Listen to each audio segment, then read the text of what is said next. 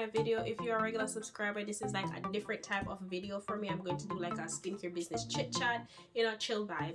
If you're new here, welcome, join the family. All right, let's get into it. So today we're gonna talk about how to get over imposter syndrome in your skincare business or in the business at all, right? But I'm a skincare setup method. First thing I want to mention is, as long as you've done your research, you've done your testing, did basically everything that you think in your power to make sure you can create great products, then give yourself some credit, because that's the first step. And a lot of people don't even do that step. They don't even do the research. They just dive in.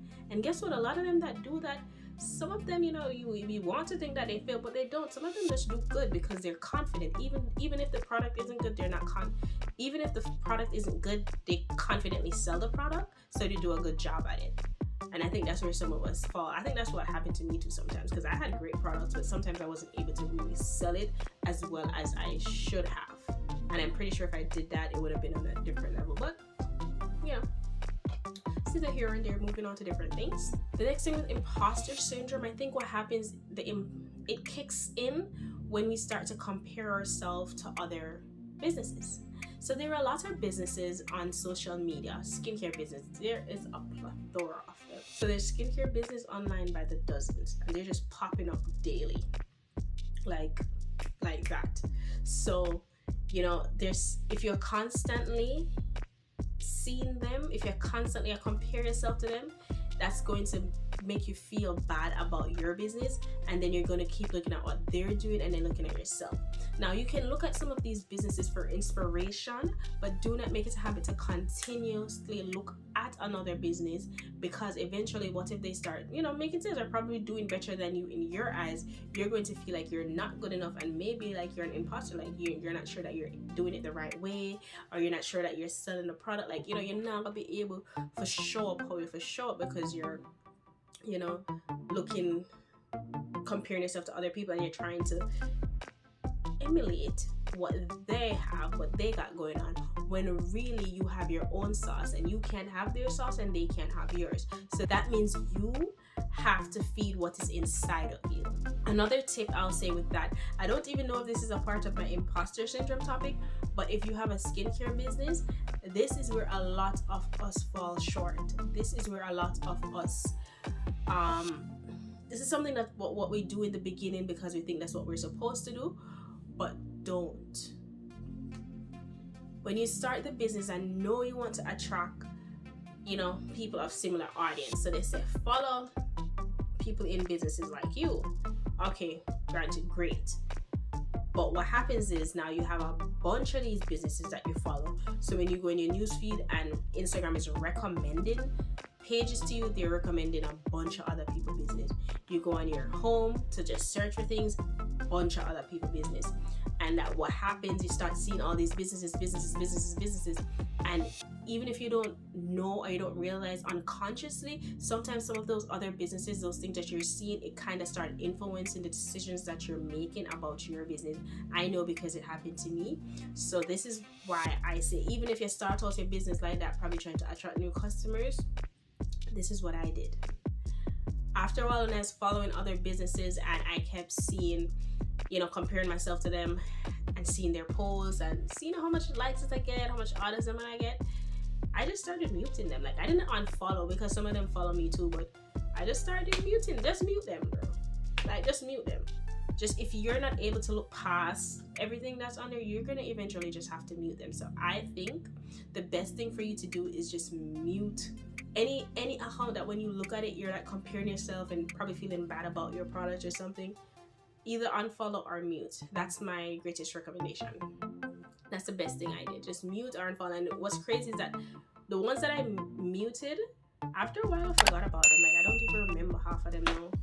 So definitely mute them or unfollow them. Don't bring yourself through the pain and suffering. So let's not go around following a whole. You can follow a few, but don't have your page being filled up of a bunch of other businesses, because the comparing thing, the imposter syndrome, it's going to show up eventually. Okay? Alright, so on to the next one. Alright, so social media will fool you about another business's success. I know we go through this time and time again. You've heard it time and time again. But another business's followers does not mean that they're making all that sales. Because I have 1,000 and odd followers, and I was not making 1,000 sales a day, a month, or whatever. That's not what was happening. So a lot of followers don't mean that, oh my gosh, this person is making a lot of money. It's not. So, they take great pictures to the point that they convinced you that they're doing great. So the only thing that you should take from that is that you need to start probably taking better pictures, doing better, showing up for your business. I wouldn't even say pictures, but showing up for your business more and confidently in good quality. Even though some people don't have quality and still make great sales, but maybe you need to show up for your business, with your chest, show up for it some more. So like step out, like walk out for your business, and then maybe it will turn over that you have good customers too, more followers, more sales, right? So looking at another business and looking at their sales don't always mean that they're doing great.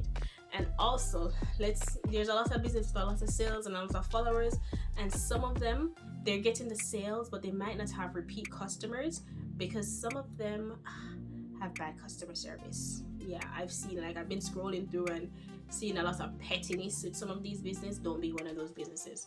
Don't be them. So you never know. You don't know how another businesses got where they are right now, even though some of them tell us, but you don't know how they got there. And the thing is, they're on a different journey.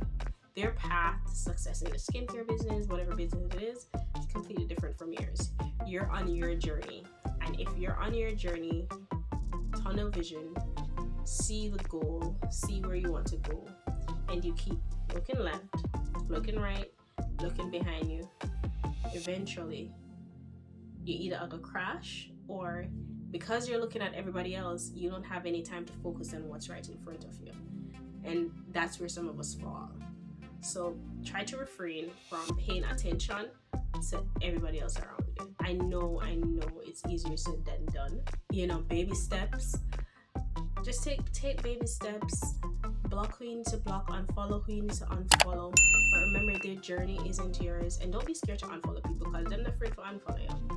I also believe that all of us start out with a little bit of imposter syndrome. We all do, because come on, like everybody, even the richest of the richest, a lot of people have imposter syndrome, and that's because I think we don't think people will take us seriously because you're new to the business or anything like that.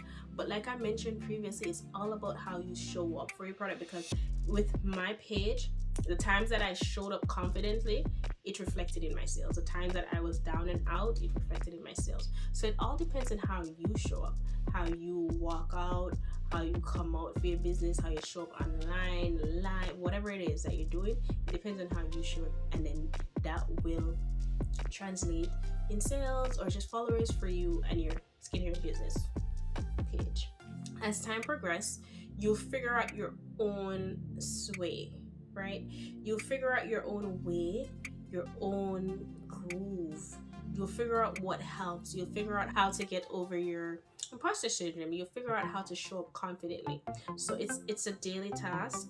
And I know you guys have probably heard this in many videos, but just like in any other business, it's a mindset thing as well. So how you wake up and show up, so how you wake up in the morning prepared for your business is how you will show up. It really, everything, is like a ripple effect. So be careful how you wake up, before you even work on anything. Give yourself like 15 minutes of motivation, like a hype yourself up type of playlist, something to get you in the mood of, yes, I can do this. I hope it helps you, and I wish you luck on your future business. I'm on the road to 200 subscribers. I speak about success. It's pop-up shops, card readers, things like that for your pop-up shops, skincare, chit-chat. I'm going to be doing more of this, and technical stuff for your skincare business. So if you're interested in any type of material, you can subscribe to my page. Drop a comment below, ask some questions. I'm still growing, so I answer all comments. And have a nice day, and thanks for following me. Oh, one more thing, in the description box I have links of free resources that you can use. Thanks for watching. Let me know if you like this type of content. See you guys on the next video.